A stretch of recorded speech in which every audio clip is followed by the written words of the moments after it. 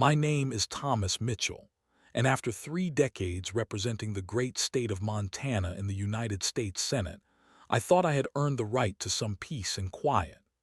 When I retired 5 years ago, I bought a beautiful 5-acre ranch on the outskirts of Cedar Valley, a small town where neighbors minded their own business, and a man could work his land without interference. The ranch became my sanctuary. Every morning at sunrise, I would walk the property with a cup of coffee, checking on my small herd of horses, my chickens, and my pride and joy, Winston the goat. Winston was not just livestock to me. He represented everything I had missed during my years in Washington: freedom, simplicity, the right to live as I chose on my own property. My daily routine was therapeutic. Instead of reading congressional briefings, I read the weather patterns in the sky. Instead of negotiating with lobbyists, I negotiated with stubborn chickens who refused to return to their coop. The contrast could not have been more perfect. After decades of compromise and political theater, I finally had a place where my word was law and my property lines were clearly marked. The ranch sat on a rectangular plot with crystal-clear boundaries. Professional surveyors had marked every corner with steel posts and concrete markers. A sturdy fence ran along all 4 sides, with gates that locked securely. I had done everything by the book because I understood the importance of property rights better than most people. On the eastern side of my property, my fence line bordered a newer housing development called Meadowbrook Estates. It was one of those planned communities with an HOA, perfectly manicured lawns, and houses that all looked like they came from the same catalog. The residents seemed nice enough from a distance. We exchanged polite waves when they drove past, but we lived in different worlds. I preferred it that way. The HOA folks had their rules and regulations, their monthly meetings, and their architectural review boards. I had my animals, my land, and my hard-earned peace.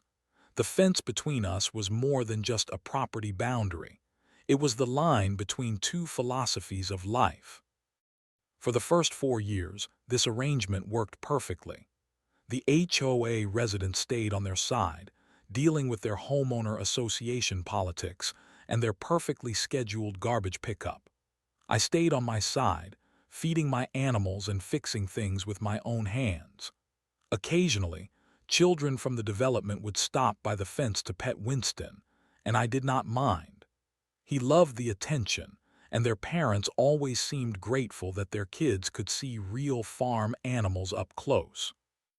But lately, I had noticed changes.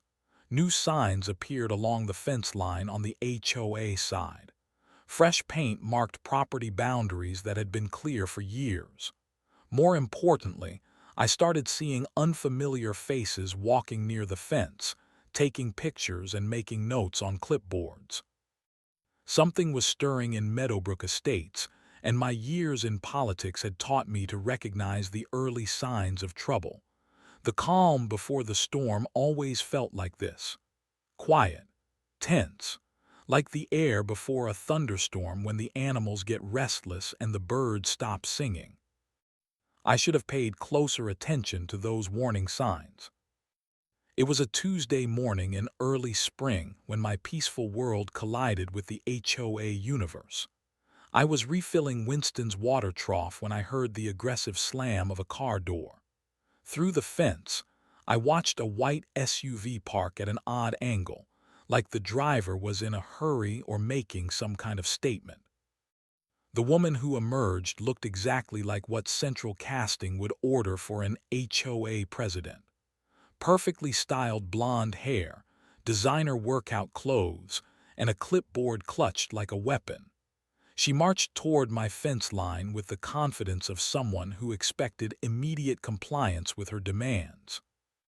Winston, being the friendly goat he was, wandered over to the fence to investigate the commotion.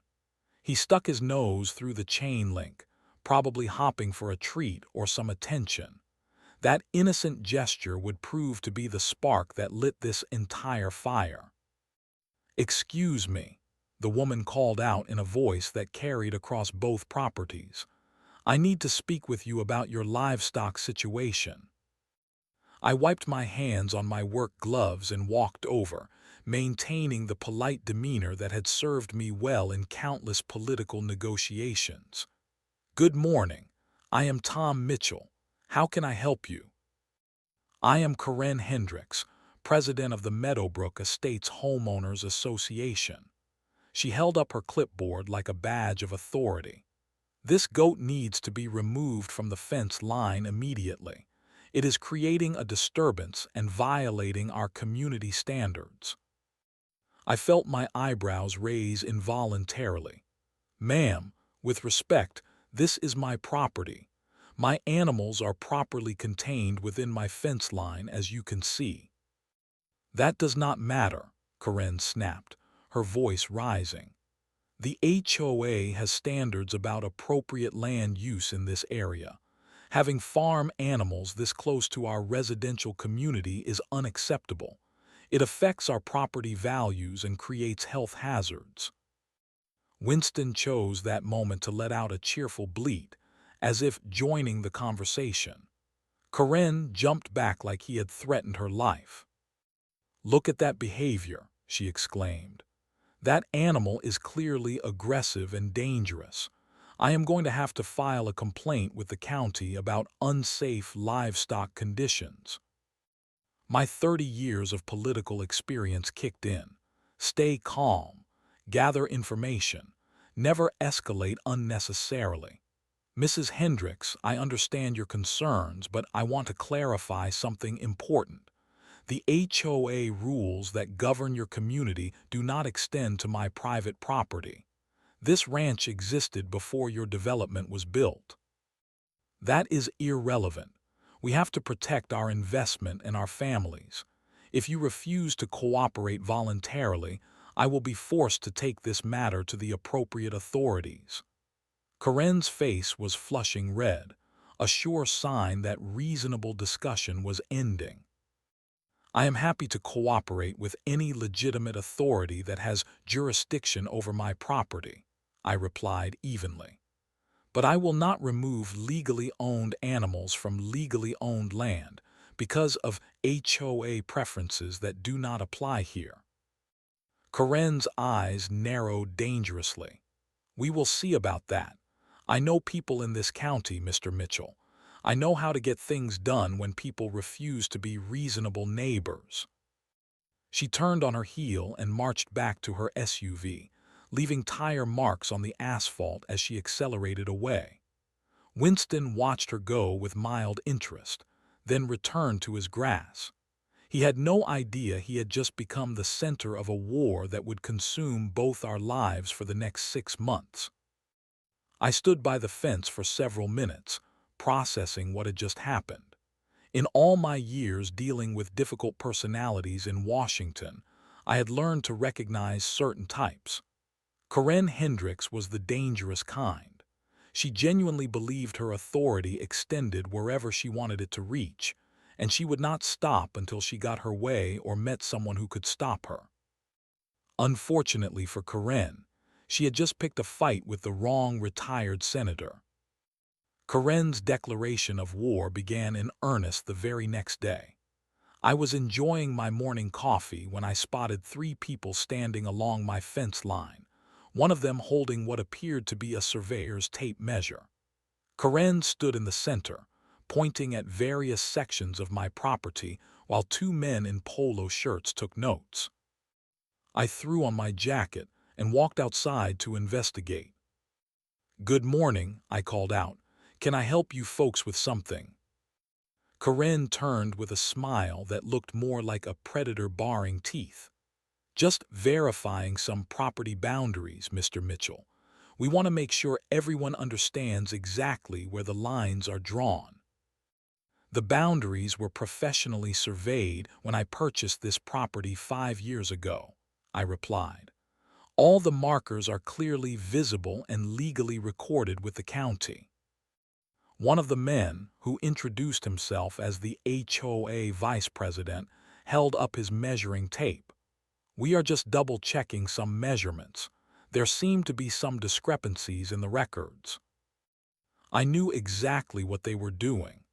This was a classic intimidation tactic, designed to make me question my own property rights and create doubt about legal boundaries. In politics, we called it manufacturing uncertainty. Gentlemen, you are welcome to review the official survey documents at the county recorder's office, I said calmly. They are public record, but I would appreciate it if you conducted your research from your own side of the fence. Over the following weeks, Karen's campaign intensified with military precision. Every few days brought a new harassment tactic. Sometimes I would find Karen parked at the fence line with a camera, taking photographs of Winston and my other animals. She would arrive during feeding time, when the animals were most active, clearly hopping to capture some kind of evidence of dangerous behavior. Anonymous letters began appearing in my mailbox. The first one, typed on official-looking letterhead, demanded that I remove all livestock from my property within 30 days due to community health and safety concerns. The second letter threatened legal action if I continued to violate noise ordinances, with my rooster's morning crowing. The third letter accused me of running an illegal petting zoo. Karen's strategy became clear as I watched her operations from my kitchen window. She was building a case, piece by piece, designed to overwhelm local authorities with complaints and force them to take action against me. Every photograph, every document, every carefully timed complaint was part of a larger campaign to make my life so difficult that I would give up and move my animals. She had clearly done her research. I discovered this when the county zoning office called to inform me about multiple inquiries regarding agricultural use permits for my address. Karen had been calling various government agencies, fishing for any regulation or ordinance that might give her legal ammunition against me. The phone calls to county officials were followed by visits from different HOA board members. Each one arrived with a slightly different story, but the same basic demand: remove the animals or face consequences. Some tried the friendly neighbor approach. Others went straight to veiled threats about property values and community standards. Karen's most devious tactic was recruiting other neighbors to her cause. I watched from my porch as she went door to door through Meadowbrook Estates, spreading stories about dangerous livestock and unsanitary conditions. She had a gift for turning mundane farm life into dramatic tales of rural terror. Within a month, I noticed the change in how some neighbors looked at my property. Instead of friendly waves, I got suspicious stares. Instead of children stopping by the fence to see Winston, I saw parents hurrying their kids past my property line. Karen was poisoning the well, turning neighbors against me with carefully crafted fear and misinformation. She understood that winning this fight required more than legal victories. She needed social pressure and community support to force me into compliance. My political instincts recognized these tactics immediately. This was character assassination 101, designed to isolate me from potential allies while building a coalition against me. Karen might not have had formal political training, but she had natural talent for psychological warfare. The irony was not lost on me.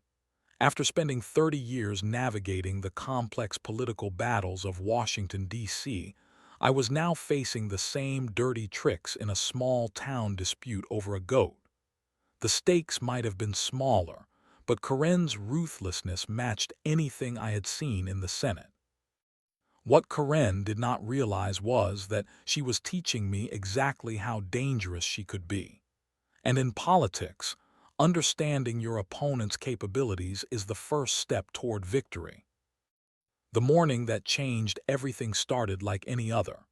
Winston was grazing peacefully near the fence line, enjoying the early spring grass that grew along the property boundary. I was inside finishing breakfast when I heard him bleating with unusual excitement. Through the kitchen window, I could see he had discovered a particularly tasty patch of clover that had grown just outside my fence.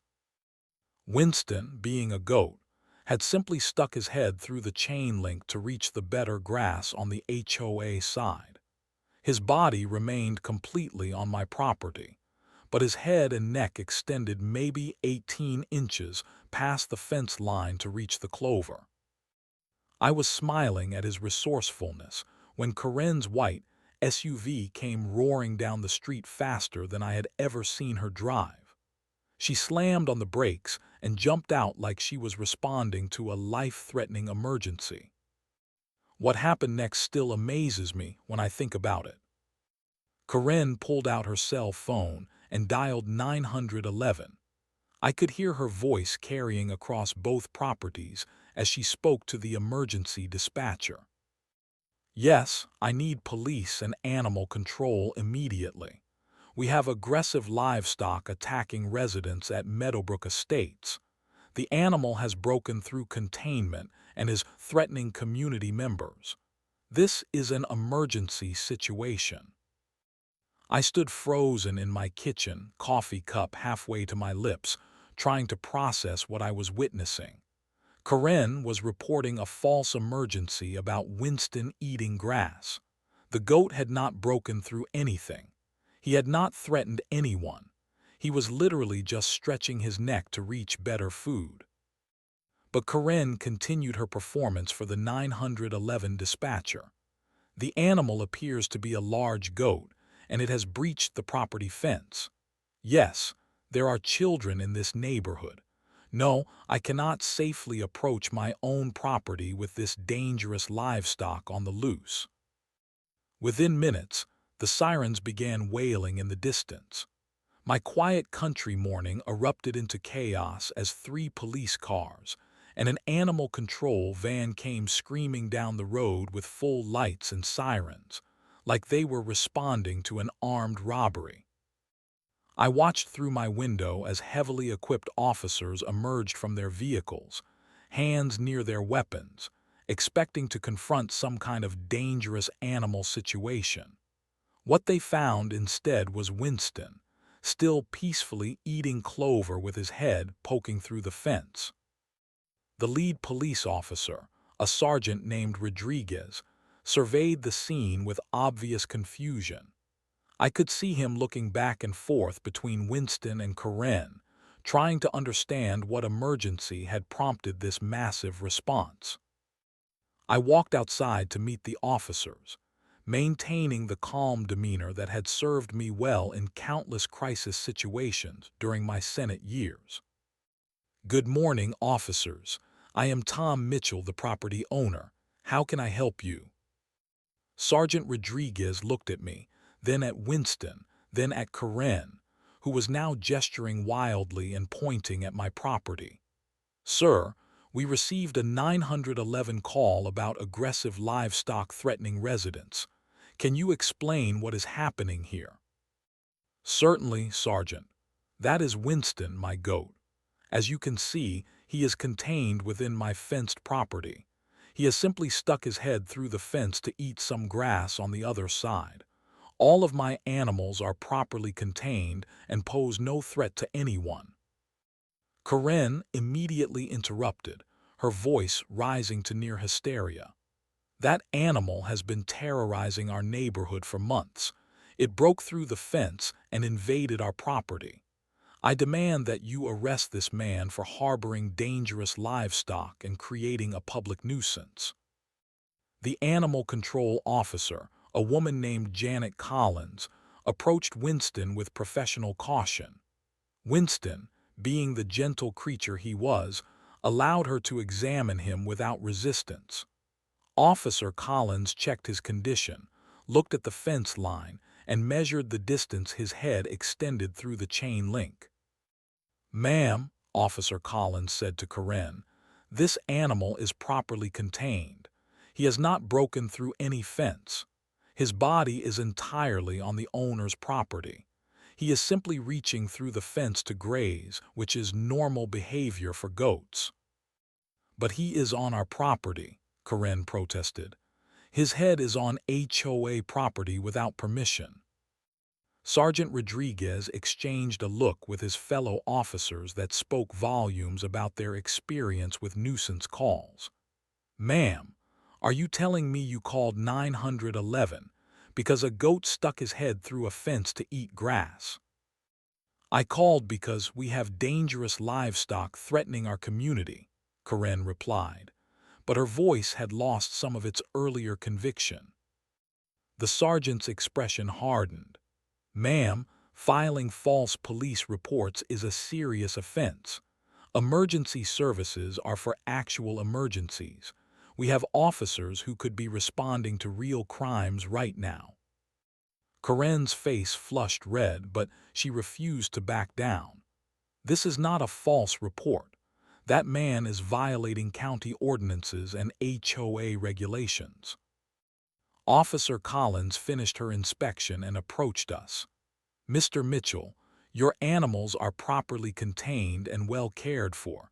There is no violation of any animal control regulations. The goat poses no threat to anyone." "What about the noise complaints?" Karen demanded. "The health hazards, the property value impacts." Sergeant Rodriguez had clearly reached his limit with Karen's dramatics.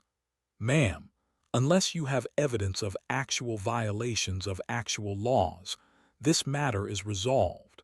And I strongly advise you to think carefully before calling 911 again unless you have a real emergency." As the officers prepared to leave, Karen made one final desperate attempt. "You cannot just ignore this situation. I know people in this county. I know the mayor and the county commissioners. This is not over." The sergeant paused and turned back to her. "Ma'am, threatening to use political connections to interfere with police work is also problematic. I suggest you handle your neighbor disputes through proper channels rather than emergency services." After the officers left, I remained outside for several minutes, watching Winston continue his peaceful grazing.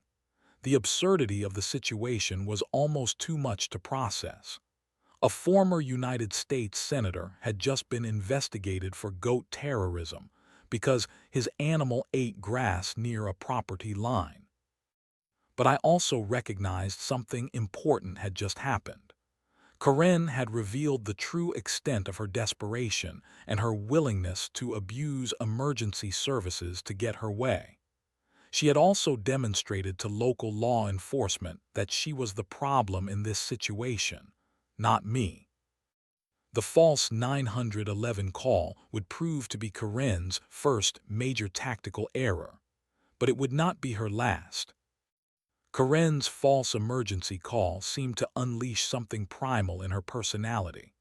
Instead of retreating after the police warned her about filing false reports, she doubled down on her campaign with the fury of someone who had been personally insulted. Within a week of the 911 incident, I received my first certified letter from Karen's newly hired attorney. The legal letterhead was impressive, from a firm in the county seat that specialized in property disputes and municipal law.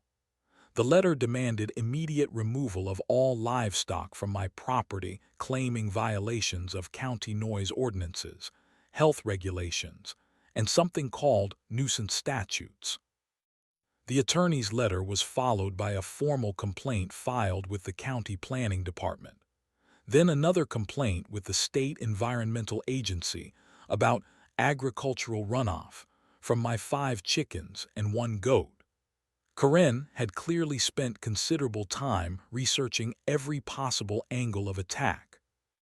But her most disturbing escalation was the picketing. Every morning at 7 a.m. sharp, Karen would arrive at the entrance to my driveway with handmade signs. The messages rotated daily, but the themes remained consistent. Protect our children from dangerous livestock. Stop the noise pollution. respect community standards. She would march back and forth along the public road that bordered my property, chanting slogans about neighborhood safety and property values. Cars would slow down as they passed, their drivers craning their necks to read her signs and stare at my property. The spectacle was both pathetic and infuriating. Here was a grown woman, supposedly a community leader, spending hours each day holding protest signs about a goat eating grass. But I had to admit her persistence was having an impact. The constant visual reminder of our conflict was turning my peaceful ranch into a tourist attraction for neighborhood gossip. Karen's social media campaign proved even more sophisticated than her street theater. She had created a Facebook group called Meadowbrook Safety Coalition and was posting daily updates about the livestock situation.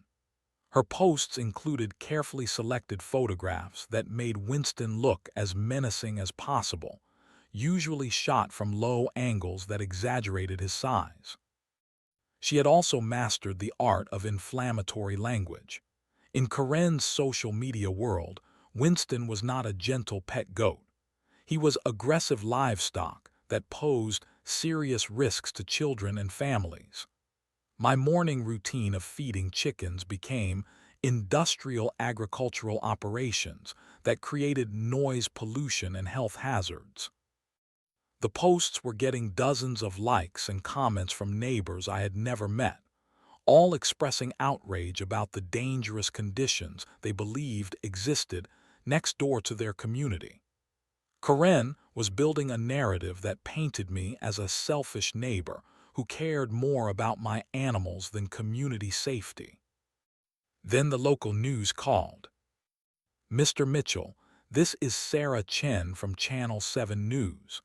We have received multiple calls about a livestock controversy in your neighborhood.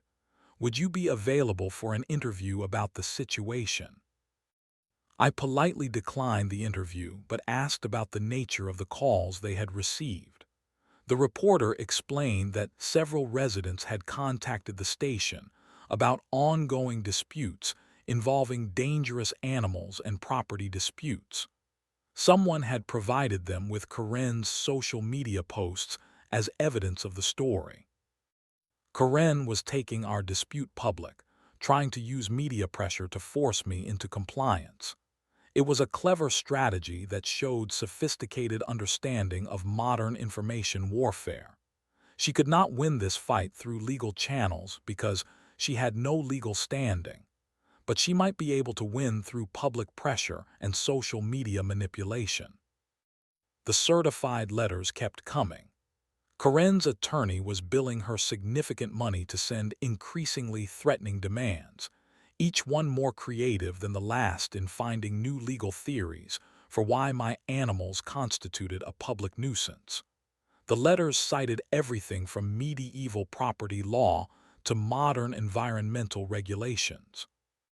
I spent several evenings researching the attorney's background and was not surprised to learn he specialized in what polite people called aggressive advocacy and honest people called legal harassment. His strategy was clearly to overwhelm me with paperwork and legal threats, hoping I would give up rather than fight a prolonged battle. But Karen had made a critical miscalculation. She assumed she was dealing with an ordinary retiree who would be intimidated by legal letterhead and official-sounding complaints. She had no idea that her target had spent 3 decades navigating complex legal and political battles at the highest levels of government.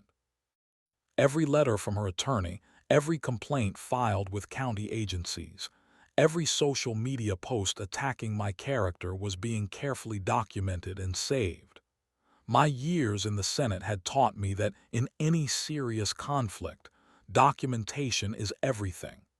Karen was building a case against me, but she was also building my case against her. The picketing continued daily, rain or shine. Karen's dedication was almost admirable in its consistency, but I noticed she was always careful to stay on public property, never actually trespassing onto my land. She understood legal boundaries when it came to her own actions, even while trying to manipulate those same boundaries to restrict mine. What Karen did not understand was that every day of harassment, every false complaint, every attempt to damage my reputation was being recorded and cataloged. She was creating a detailed record of her own bad faith behavior that would eventually be very useful in the right hands. Those hands were about to reveal themselves. The breaking point came on a Tuesday morning in late April. I was filling Winston's water trough when I heard Karen's voice, but this time it was not coming from the road. She was on my property.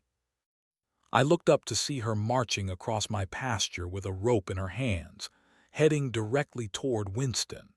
She had climbed over my fence and was trespassing on my land with what appeared to be the intention of physically removing my goat herself. "Ma'am, you are on private property," I called out, walking quickly toward her. "You need to leave immediately." Karen spun around with wild eyes and a face flushed red with anger. "I am done playing games with you, Mitchell. This animal is coming with me right now. The county is not doing their job, the police will not help, so I am handling this myself." She lunged toward Winston with the rope, clearly intending to drag him off my property by force. That was the moment I decided Karen had pushed far enough.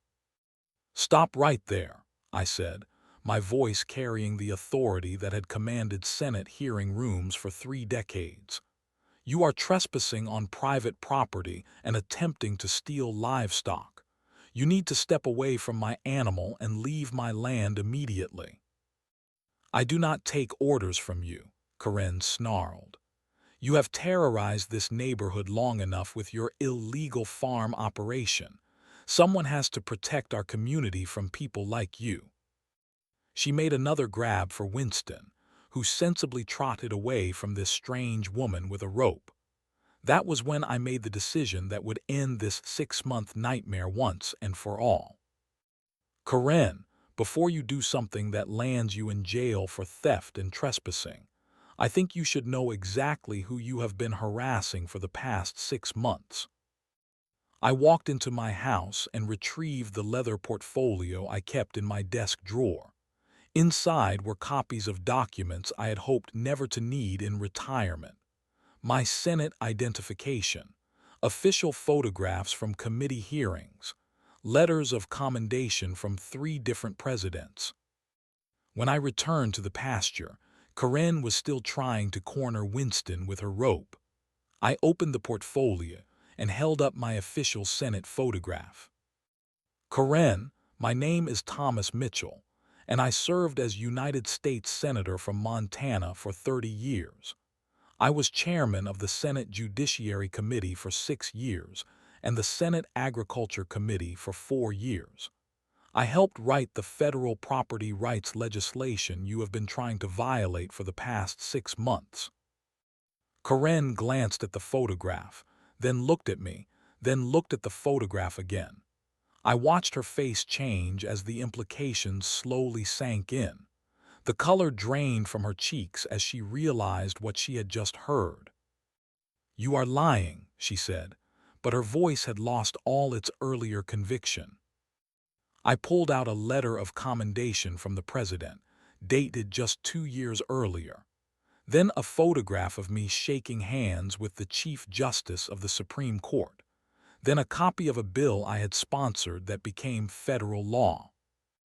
"Karen, I spent 30 years of my life defending the Constitution and the rights it protects. Property rights are fundamental to American liberty. What you have been doing for the past 6 months is not just harassment. It is an attack on the constitutional principles I swore an oath to defend." Karen dropped the rope. Her entire body seemed to shrink as the reality of her situation hit her like a physical blow. She had been bullying a former United States Senator. She had filed false police reports against someone who had helped write federal law enforcement guidelines. She had been threatening legal action against someone who understood the law better than her attorney. I did not know," she stammered. "You never said anything about being a senator." "I retired to this ranch specifically to avoid the politics and publicity that defined my working life," I replied. "I wanted to live quietly and peacefully, feeding my animals and working my land. You made that impossible." Karen looked around my property as if seeing it for the first time. The neat fences, the well-maintained outbuildings, the carefully managed pasture. Everything about my ranch showed respect for property rights and responsible land stewardship. "But the HOA rules," she said weakly. "The community standards." "Karen, I helped write federal legislation that protects agricultural property rights from exactly the kind of interference you have been attempting. Your HOA rules do not supersede the Constitution, and they certainly do not apply to property outside your development." The fight went out of Karen completely. She stood in my pasture looking lost and confused, like someone who had just woken up from a 6-month fever dream. "What happens now?" she asked quietly. "Now you are going to walk off my property and never trespass again," I said. "You are going to stop filing false complaints with county agencies. You are going to stop picketing my ranch entrance. And you are going to think very carefully about the legal consequences of what you have been doing." Karen nodded wordlessly and began walking toward my fence line. But I was not finished. "Karen, I want you to understand something important. For 6 months, you have been harassing someone who has the knowledge, experience, and connections to destroy your life legally and financially. I chose not to use those advantages because I hoped this situation would resolve itself reasonably. That patience has limits." She climbed over my fence and walked to her car without looking back. As she drove away, Winston wandered over to investigate the rope she had dropped. He sniffed it once, decided it was not edible, and returned to his grass. The war was over, but the consequences were just beginning. Justice moved swiftly once Karen learned who she had been fighting. Within 24 hours of our confrontation, I received a hand-delivered letter from the Meadowbrook Estates HOA board. The letter formally apologized for Karen's actions and assured me that the board had not authorized her harassment campaign.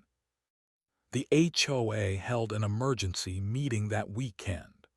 Karen was removed from all leadership positions and banned from representing the association in any capacity. Several neighbors called to apologize personally for believing her stories about dangerous livestock and community threats. Karen's attorney quickly withdrew from representing her once he learned about her false statements and trespassing incident.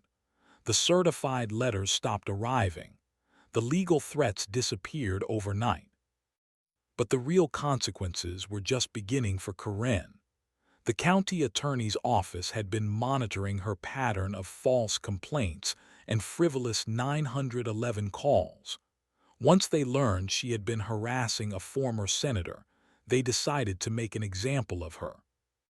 Karen was charged with filing false police reports, abuse of emergency services, and criminal trespassing.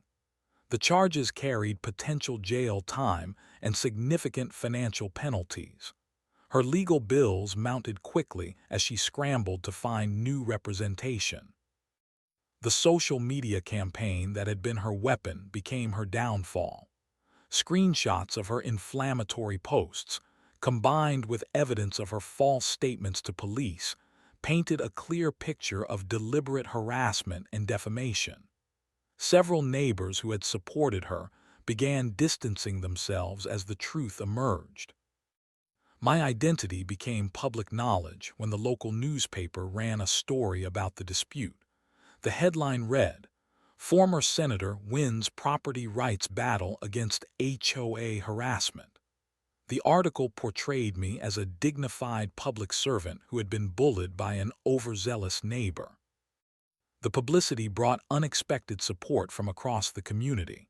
Fellow veterans, rural property owners, and people who had faced their own HOA battles reached out with encouragement. Winston became something of a local celebrity, with families driving by to wave at the famous goat who had sparked a constitutional crisis. Property rights advocates used our story as an example of why individual liberty must be protected from bureaucratic overreach.